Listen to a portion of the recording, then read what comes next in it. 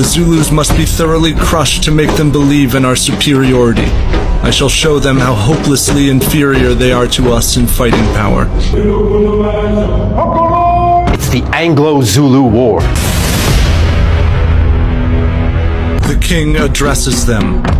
I have not gone over the seas to look for the white man, yet they have come into my country, and I would not be surprised if they took away our wives and cattle and crops and land.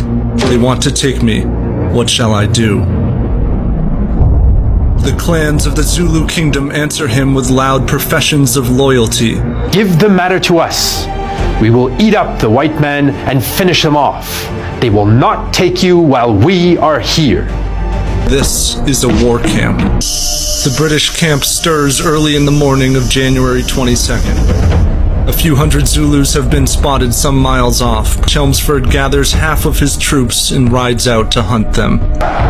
25,000 Zulu warriors come to defend their kingdom. Cetshwayo's brilliant general, Inchingwayo, reins in the warriors and strategizes with his officers. Chelmsford has left fewer than 2,000 troops at isandlwana. There, the British camp watches the Zulu tide pour onto the plain, echoing with stirring war chants and the rattle of spears against shields. Thousands of Zulus meanwhile stealthily proceed to the flanks of the thin British firing lines. These are the horns of the bull, the tactic honed since the days of King Shaka. The Zulu army advances in the horns of the buffalo formation, the chest surging from the valley and sweeping across the plain towards the camp, while the horns seek the vulnerable British flanks. British fire first stalls the advance, cutting down many. Once close enough, the Zulus hail spears and fire outdated guns into the British lines, and then charge. Berserking over heaps of fallen comrades, the relentless Zulus plunge their hand spears into British chests and stomachs. The British fall back to camp, scramble for ammunition, but Zulus charge the holes in their ranks and swarm the firing line from all sides.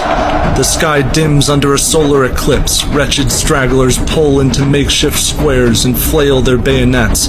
Zulus beat them with shields and drive spears through their torsos.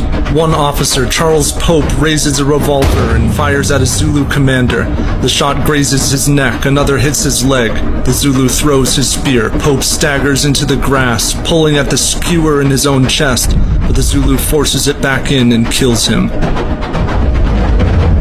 Some British flee toward a river as Zulus chase them on the rocky banks. All those captured or wounded are killed. The Zulus do not take prisoners. After the final shots of resistance are spent, 1,300 of the invading forces lie dead.